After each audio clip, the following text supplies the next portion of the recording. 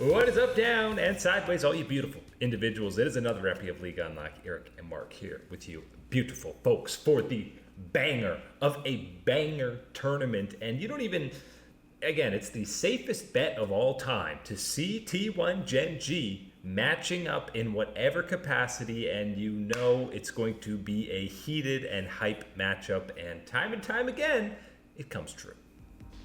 It was very back and forth early on in this series. We got to jump right to, key moments, or the key moment of the series, and that's got to be the Game 4 action, because usually you see Canyon lock in something like Zed, and you're going, this is the clincher, this is where the series ends, and man, this was probably the craziest game of the series, because the amount of, number one, insanely extended team fights that just happen, but they happen, everyone's blowing all their cooldowns, all the ultis, all their summoners, and nobody dies. Or one person maybe dies. These team fights were so explosive, but they're both just playing on the absolute edge of surviving. You're talking about the adaptation, and I think that's the biggest one when I'm looking at this matchup. When you're talking about all these fights, everything else being on this knife's edge, this is that game where I think at some point T1 is having some conversation within themselves, and I don't know exactly who is initiating it and how it goes, but they're having a conversation about, you know what, if we play these fights out a little bit differently, if our target prioritization, everything else is maybe just a little bit more lined up on exactly eliminating these type of targets like a Canyon, Zed, and whatever early in the fight, we can play it out the way that we want to and benefits our composition, our scaling, everything else. And it really was, from that point on, a different game after those, first kind of 25, 30 minutes even. And it still did feel like GenG was in the driver's seat for a lot of this. Ruler on the Callista was so unbelievably ahead, and I know this is only going to fuel the Callista memes. I think she's like 0-9 now in this tournament or something, but if Ruler can't win on the level that he was at, then I don't know what to tell you. But really, I know the extended team fight where they finally do catch out Ruler, it's like a 90-second exchange between the two that's the real game decider. But then at Baron, where we see Guma get that quadra kill, but really you got to highlight the engages throughout this entire Game 4 out of Doran's Gragas. It was huge. It was a big time moment for him to be able to deliver this type of performance within a series. And I think actually from what we have seen, and again, a relatively small runway of this type of thing, this is the strongest performance I've seen from Doran while he's on T1 against GenG, right? We've had good moments. We've had big moments, all sorts of things I think that have solidified or eased some of the doubts and criticisms people have had about him joining the roster. This was a big one, I think, this series overall, and a couple of moments he had within these crucial games to play that role that he can for T1. I think that was a really good one, and I love that you mentioned it. Even Ruler can't get the Callista to a win at this MSI. Let's make no mistake, this game was certainly on no fault of Ruler or the Callista of why things went wrong or not able to get the win. But man, these fights were so crazy even later on, even as T1 identified how to adapt and how to really approach these ones, you still had the issue of, well, okay, how are you going to get on top of some of the slipperiest champions possible and lock them down? And they find a way to get the coordination and act on these opportunities properly. And the dramatic way that they win this fourth game, you expect the momentum to carry into Game 5, and absolutely it does, because this early on was looking like it might be a steamroll for T1. Owners invading the patented Nidalee pick for Canyon, killing him early, and you've got a pair of failed dives and counter dives for GenG at the exact same time, where Doran's able to survive a dive, they get a kill on Keen, and T1 looks in control early and looks like they're going to run away with this game and series. Which, that dive onto Doran was very ambitious. Let's just put it that type of way, because I think anybody with any history of watching Doran and knowing the champion Mbessa, you're going to have a hard time locking that thing down. And if you don't get the full, wombo combo in on this one, she's going to make some moves. She's going to extend this thing out, and that's where you got a problem. Yes, T1 did have these early advantages within Game 5. You even had the bottom lane wild combo, all in type of damage of going Draven and Pyke on the aggression from Gumakira, getting some advantages, getting the kills, the cash-ins themselves. Things are looking good. All of a sudden, until, oh wait, I thought Guma was on T1. No, that's Ruler stealing away the dragon. Yeah, that did seem like a bit of a, obviously kind of changed the trajectory of the game, what your win con is going to be for T1 when Ruler's able to get that. But yeah, with the Tahm Kench, it's a game 5, going Nidalee Renekton. Canyon's, again, the only guy you really trust to actually run this combo, but even with the weak early game, this really was a Ruler comp with that Tahm Kench. And I know Chovy got a little bit of flack for this series, but the Aurora put on enough pressure that Ruler could just completely take over, and it really ends up being one pick on Doran is kind of the main deciding factor of this series. That's enough for GenG to get into the Baron, and they're snowballing, closing the game out a few minutes later. They get that pick, and then again, of course, it is the one, really egregious mistake that T1 was going to be, or really was on the table for T1 to fall into against GenG in this game 5, is having that Jinx pick up the kill, pick up the bounties, pick up the gold, where she did at this moment, that was able to all of a sudden say, hey, whatever you did early, it doesn't matter, because if you can't get to this champion, you can't get her out of the problem. Things are out of control, and they were very quickly. The state of the game, the positioning, the strengths, and everything else rapidly shifted in this matchup as soon as Ruler's able to get those advantages, backed up as well by that dragon, by some of these advantages for GenG, was able to knock things down. And you said it. There's nobody that you would trust to pilot something like this in a game 5 the way that you can with Canyon on this GenG team.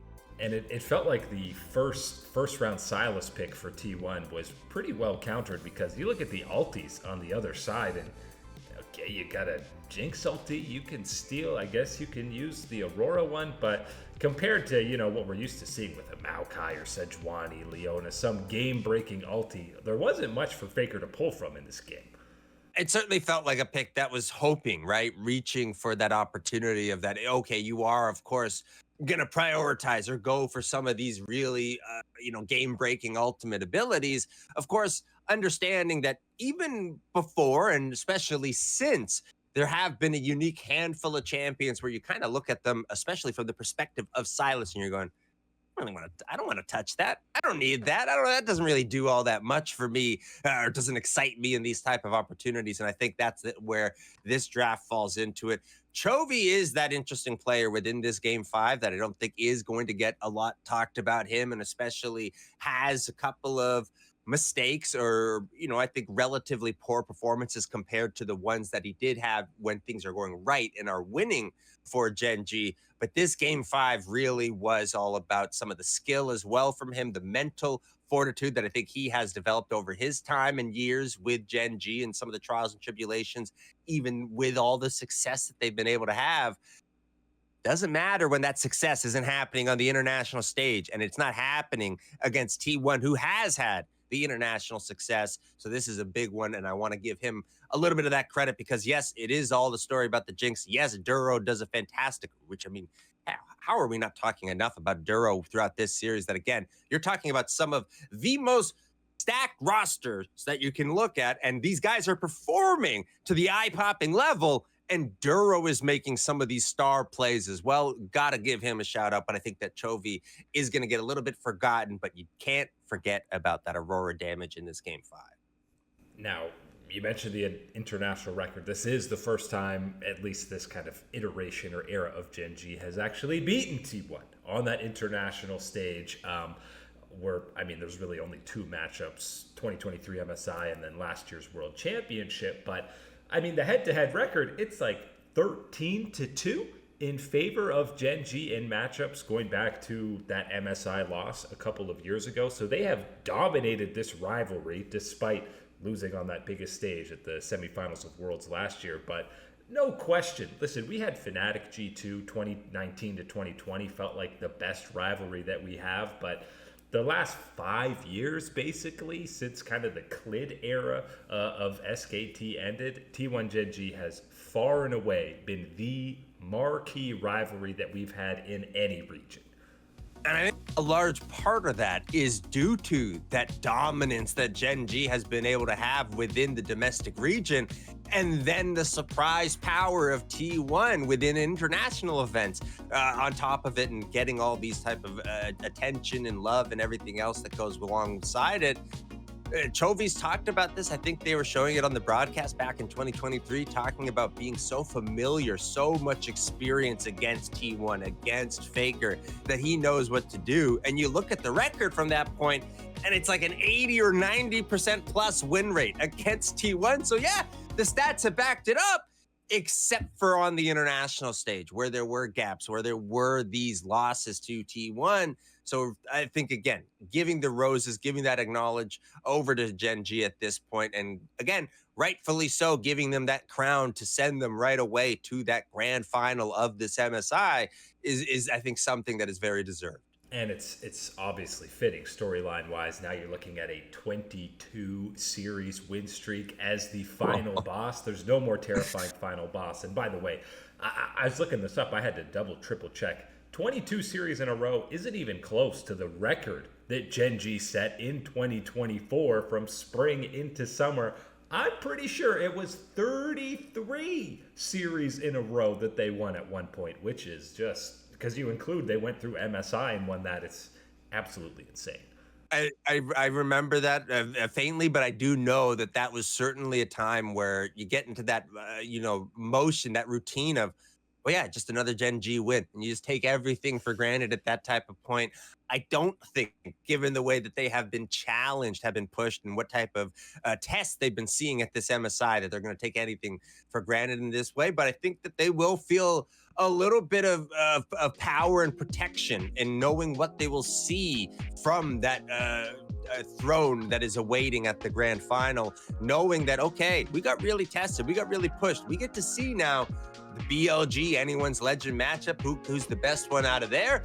And they have to run up against the bodyguard in the lower bracket of the LCK, T1, to make sure that they're at verification level to come up and see us, or we get a rematch, another showcase marquee matchup against T1. And I mean, Gen G, like, if they win this MSI, then we got to start talking about this roster or this era as like all-time status, even without a world championship, because you're talking about now, as I said, 33 series win streak last year, MSI title, domestic title, and again a 22 series win streak. Like, the domination that we've seen for stretches in the Chovy era of Gen G hasn't even been matched by T1 at its peak. I think one of the interesting conversations at the end of this is going to be just if Gen G is able to win the finals, is just how much this matters. Just how much of a value does this carry over in comparison to winning a world championship, right? Because that is the biggest and most important of the international tournaments and awards to win. But when you're looking at this for Gen G, yes, it's not going to have, maybe the duration and amount of matches and length that you need to showcase as a champion at a world championship event.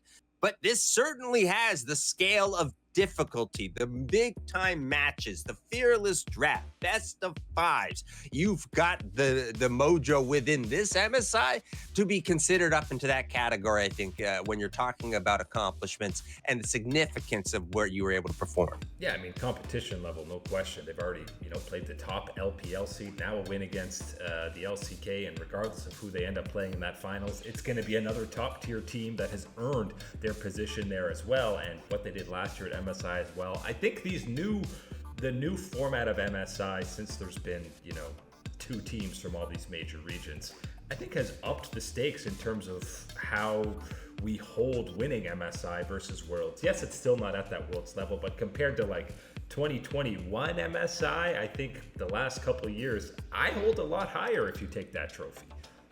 I think, again, part of that as well is going to be, for me, that introduction, that adoption, that appreciation of fearless draft within it. I think that has been such a ground and breaking thing in so many regards for us within the draft and stale metas and everything else that we have more than talked about in the past. But when you are talking about MSI and the format changes to it and the way that we have seen some of these teams show up for these matches, yes, I think it is shifting a little bit more importance, whether it's going to carry the name recognition, name power, the way that, of course, World Championship does. Now we're waiting, obviously, T1 in that losers final, as you mentioned. But first, we have the battle of the LPL, the second rematch, third time's hopefully the charm for BLG matching up against Anyone's Legend. And these are two titans of the early game so far at this event. And obviously some of the stats for BLG are a little skewed because they beat up on the play-in stage for a little bit to really dominate, and obviously struggled in that T1 series. Were very much tested against FlyQuest. So AL will and are the favorites heading into this one. You've heard Chovy speak very highly of Anyone's Legend. He said he thinks they'll be the ones going into the finals to match up against GenG. But both teams are very different, I think, than when we matched up in the finals of the LPL. And BLG going to be hungrier than ever. Yes, I think they have a lot to prove on top of whatever they need to, showcase or rechange around the narrative around them from this MSI event. Certainly they remember what has happened in the LPL and know that this is an opportunity, a chance for redemption that doesn't happen all that often. And I think that this is a BLG team that needs to secure something like this for themselves. But man, what an opportunity. What a shot again to the rest of the LPL, to the global community. For Anyone's Legend would it be to take a series like this against such a desperate BLG? It really feels like this AL team has to really go above and beyond to prove themselves to that international audience. Typically an LPL top seed, when it's been, RNG, IG in the past, the respect is already there. But because it's a newer organization, maybe some less household names, it feels like they have to go above and beyond. But they're just getting showered with praise from peers and people who have been scrimming against them and all the other teams. So respect to AL, again, should be favorites here. I'm drawn right to that mid lane, number one, because Knight has obviously had an absolutely insane tournament so far. But Shanks, in his international debut, coming off of a series where, let's be honest, probably got the edge over Chovy, even though they lost that series. So more than held his own. Let's see what he can do against Knight. What a matchup here. I think, yes, Knight has been performing really well at this tournament, but it's without getting the signature results, right? The result that sticks in your mind at the end of the day, the end of the matchup for some people when they go away and the impressions are taken out of everything else. Shanks, on the other hand, I think has had this type of showcase at this event that has turned around some eyes, turned some heads here, and with his performance, people that maybe are still not convinced about Anyone's Legend. I don't think there's anybody I have seen react to these matches that say they're not convinced that Shanks is an elite tier player and someone that is looking to make his mark, make some moments on the international stage. No place better than against your LPL brethren in BLG. You've already done it this year multiple times. Best stuff, fearless as well. Who gives a darn?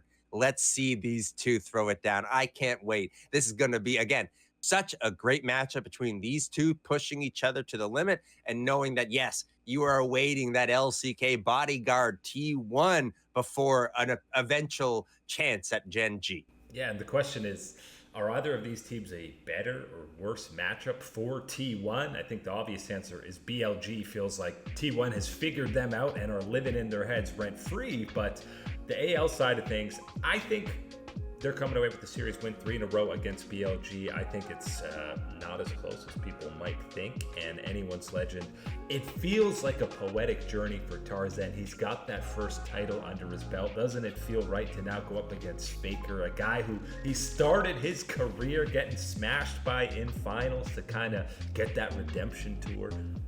I'd love to see it. I think you're right on the prediction about Anyone's Legend being so favored at the end of the day when you're talking about this series. That's nothing really against BLG. It's more so about what Anyone's Legend has brought to this event and what can await them in a matchup against T1 and those type of things. And I think, yes, that storyline, that narrative, we talked about it heading into this event, how amazing Tarzan has been domestically within the LPL. But for some reason, the only thing that comes up when you're bringing him up internationally is people are going back to the LNG run. They're going back to those mistakes in the big series against T1.